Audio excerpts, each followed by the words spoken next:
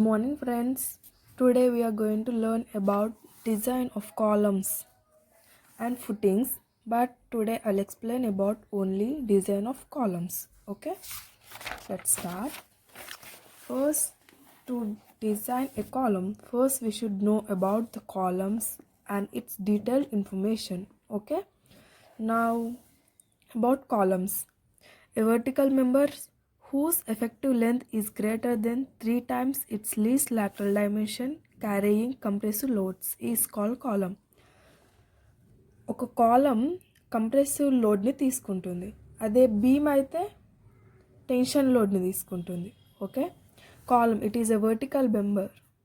Okay, you can imagine that column it is a vertical member takes compression load. Effective length అనేది కాలమ్కి 3 times least lateral dimension. Least lateral dimension అంటే ఈ కాలం యొక్క top surface ఉంది చూసారా, compressive length అయితే ఎక్కడ act అవుతుందో దాన్ని లాటరల్ డైమెన్షన్స్ అంటారు. ఓకే, దాని ఎఫెక్టివ్ లెంత్ అనేది 3 టైమ్స్ లీస్ట్ లాటరల్ డైమెన్షన్ అంతా ఉండాలి అంటున్నారు. ఓకే, ఇంకోటి కాలం అనేది కంప్రెసివ్ లెంత్ లోడ్స్ మాత్రమే తీసుకుంటుంది.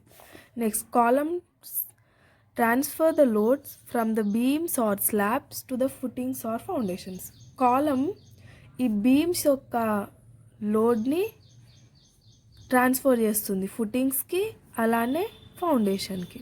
ఓకే, ద ఇన్క్లైన్డ్, ఈ కాలం వర్టికల్గా ఉన్నప్పుడు కాలం అంటారు, అదే ఇది ఇన్క్లైన్లో ఉన్నప్పుడు దాన్ని స్ట్రట్స్ అంటారు. The inclined member carrying compressive loads as in case of frames and trusses is called as struts. Okay, and ఈ కాలం అనేది ఇప్పుడు ఎఫెక్టివ్ లెంత్ అనేది is less than 3 times least lateral dimension. ఈ లాటరల్ డైమెన్షన్కి 3 టైమ్స్ లెస్ దెన్ ఉంటేనేమో దాన్ని pedestal అంటారు. పెడెస్ట్రల్ example మీకు చెప్పాలంటే స్టాచ్యూస్ నిలబెడతారు చూసారా, స్టాచ్యూస్, ఆ స్టాచ్యూస్ కింద కన్స్ట్రక్ట్ చేసిన కాలమే దాన్ని పెడెస్ట్రల్ అంటారు. Okay, pedestal is a vertical compression member whose effective length is less than 3 times its least lateral dimension. Okay, ఒక కాలం వర్టికల్లో ఉంది column and it is inclined, then it is known as struts. If it is less than 3 times its effective length, then it is called as pedestal. Okay, generally column shapes వచ్చేసి square, rectangle, circular shapes ఉంటాయి. Okay, this is about columns. Now necessity of reinforcement in columns. Here we learn columns యొక్క లాభాలు ఏంటి. Okay, ఎందుకు మనం కాలమ్స్లో రిన్ఫోర్స్మెంట్ చేస్తాం. Okay, ఈ రిన్ఫోర్స్మెంట్ అంటే రాడ్స్, స్టీల్ బార్స్ పెడతాం కదా, అది దాని యొక్క యూజ్ ఏంటి, ఎందుకు కాలంలో రిన్ఫోర్స్మెంట్ చేయాలి, అవి నార్మల్గా కూడా లోడ్ బేర్ చేస్తాయి కదా, రీజన్ ఏంటి అనేది చూసాం ఇక్కడ. Even though concrete is strong in compression, longitudinal steel bars are placed in the column to reduce the size of the column or to increase the load carrying capacity and to resist any tension that might develop due to bending of column due to horizontal loads, eccentric loads or moments. ఇక్కడ ఏం చెప్తున్నారంటే, ఇప్పుడు columns construct చేసి కాంక్రీట్తో కదా, concrete స్ట్రాంగ్గా ఉంది కానీ longitudinal steel bars are placed in the column reduce. ఇప్పుడు మనకి చాలా కంప్రెసివ్ లోడ్ బేర్ చేసే బిల్డింగ్ ఉందనుకోండి, ఆ బిల్డింగ్లో ఆ కంప్రెసివ్ లోడ్ బేర్ చేయాలంటే మనం ఆ కాలమ్ యొక్క సైజ్ ఇంక్రీజ్ చేయాలి. ఓన్లీ కాంక్రీట్ అయితే కాలమ్ యొక్క సైజ్ ఇంక్రీజ్ చేయకుండా జస్ట్ దాని కంప్రెసివ్ లోడ్ కెపాసిటీ అనేది బేర్ చేయాలి అంటే మనం రిన్ఫోర్స్మెంట్ చేయాలి. దాని సైజ్ యాజ్ యూజువల్గా ఉంటుంది, దాని బేరింగ్ కెపాసిటీ అనేది ఇంక్రీజ్ అవుతుంది. ఓకే, అందుకే size of the column can be reduced by reinforcement, increase the load capacity carrying. Okay, to resist any tension. Column అనేది కంప్రెసివ్ లోడ్ తీసుకుంటుంది యాక్చువల్గా. ఇఫ్ ఎనీ అదర్ సిచ్యువేషన్స్ ఒక టెన్షన్ ఫోర్స్ అనేది develop అయితే అది కూడా రెసిస్ట్ చేయగలుగుతుంది, ఎందుకంటే steels are good in tension. Okay, ఈ 3 రీజన్స్ వల్ల మనం రిన్ఫోర్స్మెంట్ చేస్తాం. ఓకేనా, హారిజంటల్లో ఒకవేళ మనం కన్స్ట్రక్షన్లో చిన్న చిన్న మిస్టేక్స్ కూడా జరగచ్చు కదా, అంటే కాలమ్ యొక్క ప్లేస్మెంట్ అనేది 1 ఇంచ్ అటైనా 1 ఇంచ్ ఇటైనా రావచ్చు కదా, ఆ డిస్టర్బెన్స్ కూడా క్రియేటింగ్ వల్ల కంప్రెషన్ లోడ్ అప్లికేషన్లో డిస్టర్బెన్స్ వస్తుంది. సో అది కూడా బేర్ చేయాలంటే మనం రిన్ఫోర్స్మెంట్ చేసామనుకో ఆడ ఏ లిటిల్ బిట్ మిస్టేక్స్ జరిగినా it can be solved. Okay, next to resist any tensile stresses likely to develop the reinforcement should be placed as near the surface as possible and should be evenly distributed ensuring the minimum cover. ఇక్కడ ఏమంటున్నాడు, to resist the tensile stresses likely to develop the reinforcement should be placed అంటే ఆ రిన్ఫోర్స్మెంట్ ఎలా ఉండాలంటే మొత్తం అంతా steel bar ఒకటే దగ్గర పెట్టకూడదు. అలా పెడితే కూడా డిస్టర్బెన్సెస్ ఉంటుంది, లోడ్ క్యారింగ్ అనేది డిస్టర్బ్ అవుతుంది, అది ఈక్వల్గా డిస్ట్రిబ్యూట్ కాదు. సో ఆ రిన్ఫోర్స్మెంట్ పెట్టేది కూడా మనం ఈక్వల్గా పెట్టాలి, 4 కార్నర్స్లో పెట్టాలి, మళ్ళీ విత్ ఎండ్ కవర్స్తో మినిమం కవర్స్తో పెట్టాలి. Okay, next transverse reinforcement in the form of lateral ties or spiral reinforcement are provided to resist longitudinal splitting of the column or splitting of concrete due to development of transverse tension and to prevent buckling of longitudinal bars. ఇక్కడ transverse reinforcement అంటే బీమ్స్లో stirrups provide చేస్తాం కదా మనం బీమ్స్లో stirrups ఎలా అయితే provide చేస్తామో ఇక్కడ మనం కాలమ్స్లో కూడా లాటరల్ టైస్ అనేవి ప్రొవైడ్ చేస్తాం. బీమ్స్లో వాటిని స్టెప్స్ అంటారు, కాలమ్స్లో వీటిని లాటరల్ టైస్ అంటారు. ఓకే, వీటిని ట్రాన్స్వర్స్ రీఇన్ఫోర్స్మెంట్ అంటారు. ఓకే, లాటరల్ టైస్ కాలంలో లాటరల్ టైస్ కాబట్టి మనం లాటరల్ టైస్ గురించి మాట్లాడుకుందాం. ఈ లాటరల్ టైస్ అనేది మినిమం డిస్టెన్స్ తోటి కూడా పెట్టచ్చు, లేదంటే స్పైరల్ మీకు స్పైరల్ బైండింగ్ తెలుసు కదా, అలానే స్పైరల్ బైండింగ్ లానే కాలమ్స్లో కూడా స్పైరల్ రీఇన్ఫోర్స్మెంట్ చేస్తారు. అది 2 types, lateral ties or spiral reinforcement provided to resist the longitudinal splitting. ఒకవేళ వర్టికల్లో స్ప్లిట్టింగ్ అయ్యేది ఉంటే ఈ bars can be resist vertical splitting. Longitudinal స్ప్లిట్టింగ్కి ఇవి లాంగిట్యూడినల్ స్ప్లిట్టింగ్లో ఈ లాటరల్ టైస్ అన్ని హెల్ప్ అవుతాయి. They will protect from the longitudinal splitting. Okay, develop transverse tension, they can prevent transverse tension. Okay, buckling, here buckling అనేది మనకి నేను చెప్తాను. బెండింగ్ ఉంటుంది, బక్లింగ్ ఉంటుంది. బెండింగ్ అనేది బీమ్స్లో ఉంటుంది, బక్లింగ్ అనేది కాలమ్స్లో, రెండిట్లో ఉంటుంది. కానీ ఇప్పుడు ఒక మెంబర్ ఉందనుకోండి, దానికి యాక్సియల్ డైరెక్షన్లో ఫోర్స్ కనుక అప్లికబుల్ అయితే దాన్ని బక్లింగ్ అంటారు. అప్పుడు ఇది ఎలా బెండ్ అవుతుంది, ఇలా బెండ్ అవుతుంది కదా, దీన్ని బక్లింగ్ అంటారు. ఒకవేళ ఆ మెంబర్కి మనం పర్పెండిక్యులర్ టు న్యూట్రల్ యాక్సిస్కి ఇలా ఫోర్స్ యాక్ట్ అయింది అనుకోండి, ఆ బెండింగ్ అనేది కూడా ఇలా అవుతుంది. సో ఫోర్స్ అప్లై చేసిన దిక్కు బెండ్ అవుతే దాన్ని బెండింగ్ అంటారు, ఆపోజిట్గా బెండ్ అవుతే దాన్ని బక్లింగ్ అంటారు. ఓకే, ఇది బక్లింగ్ బెండింగ్.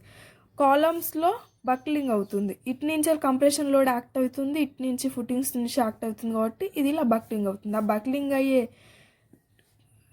లోడ్ని కూడా ఇది బేర్ చేయగలుగుతుంది. ఏంటిది, లాటరల్ టైస్ వల్ల.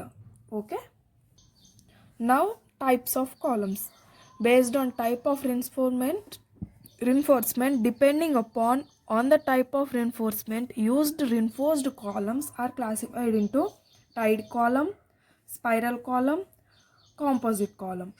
Here 3 types of columns based on type of reinforcement. Okay, tied column, when the main longitudinal bars of the column are confined with a closely spaced lateral ties, it is called as tied column. Okay, tied column. Here tied column means ఇక్కడ tight column అంటే ఇగో ఇక్కడ ఈ diagram ఉంది చూడండి, ఈ diagram ఈ lateral టైస్ అనేది ఇలా ప్లేస్ చేసి కాలమ్ కన్స్ట్రక్ట్ చేసినట్టయితే దాన్ని టైడ్ కాలమ్ అంటారు, వీటిని టై చేస్తున్నారు అన్నట్టు. ఓకే, నెక్స్ట్ స్పైరల్ కాలమ్ అంటే when the main longitudinal bars of the column are enclosed with a closely spaced and continuously wound spiral reinforcement, it is called as spiral column.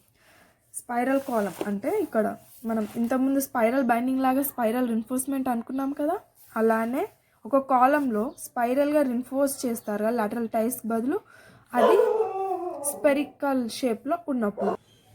ఇక్కడ స్పెరికల్లో ఉన్న కాలమ్స్కి spiral రిన్ఫోర్స్మెంట్ చేస్తారు. ఓకేనా, ఇది దాని డయాగ్రామ్.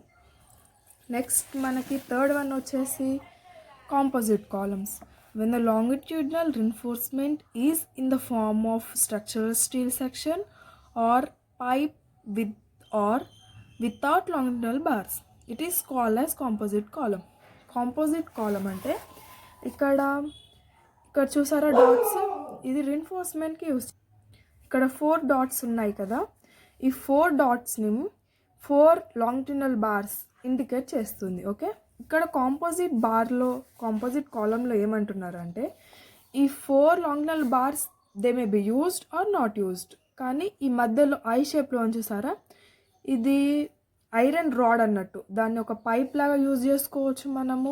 డైరెక్ట్ ఈ reinforcement లేకుండా strong reinforcement కోసం direct iron bar అనేది ఆ కాలం మిడిల్లో పెట్టేసి మనం కన్స్ట్రక్ట్ చేసేయచ్చు. అది కాంపోజిట్ బార్. ఐరన్ బార్ అనేది మీరు గూగుల్లో సెర్చ్ చేస్తే కూడా మీకు కనిపిస్తుంది. కాంపోజిట్ కాలం రీన్ఫోర్స్మెంట్ అని కొట్టండి. Okay, next based on type of loading. ఇప్పుడు based on type of loading column అనేది మనం based on type of reinforcement చూసాం కదా, ఇప్పుడు based on type of loading. Okay, based on type of loading, depending upon the type of loading, column may be classified into the following 3 types. First, axial loaded column, and second, eccentrically loaded column, uniaxial or biaxial. Here, axial loaded column, when the line of action of the resultant compressive force coincides with the center of gravity of the cross section of the column, it is called as axial loaded column. Here, axial loaded column అంటే ఒక కాలం ఉంది అనుకోండి,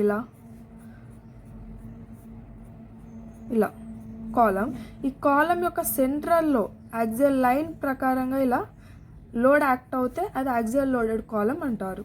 అదే eccentrical loading అంటే other than centre, ఈ centre point కాకుండా left side or right side, back side or front side, ఈ other than centre point act అవుతే అది ఎసెంట్రిక్ లోడెడ్ కాలం అంటారు. Now we will read the definition of eccentrical loaded columns. When the lines of action of the resultant compressive force does not coincide with the center of the gravity of the cross section of the column, it is called as eccentrically loaded column. Eccentrically loaded column have to be designed for combined axial force and bending moments. Axial force ki bending moment ki eccentrical loaded column అనే design చేస్తారు. ఓకేనా, అంటే ఈ axial లోడ్లో ఏంటి design చేయడం అంటే ఒకవేళ లోడ్ అనేది యాక్సియల్లో పడితే ఎలా కంప్రెస్ అవుతుంది అది ముందే కోయిన్సైడ్ చేసుకొని యాక్సియల్ లోడెడ్ కాలం అనేది డిజైన్ చేస్తారు. అదే ఎసెంట్రికల్ లోడెడ్ అంటే it may be due to the construction mistakes it may be act eccentrical loaded. So we will combine this axial force and bending moments. Okay, both will be coincide in these eccentrical loaded columns. Okay, next the third topic is based on slenderness ratio. Types of column, third topic is based on slenderness ratio. Here, depending upon the slenderness ratio, the ratio of effective length to the least lateral dimension of the column. Effective length means the height, and the least lateral dimension is the area where the compression load takes place, and the column is classified as short column, long column. Short column, when the ratio of effective length of the column to the least lateral dimension is less than 12, the column is called as short column. A short column fails by crushing, pure compression failure. Here, short column should be less than 12. The least lateral dimension is less than 12. A short column యొక్క effective length అనేది lateral dimension కి less than 12 ఉండాలి.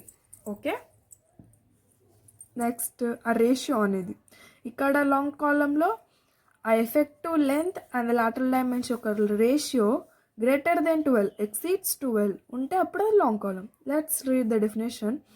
If the ratio effective length of the column to the least lateral dimension exceeds 12, it is called as long column.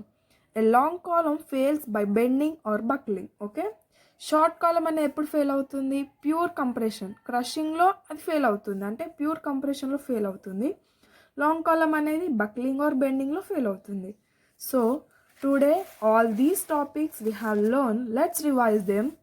About columns, and necessity of reinforcement in columns, types of columns, that is 3 types based on type of reinforcement, based on type of loading, and based on slenderness ratio.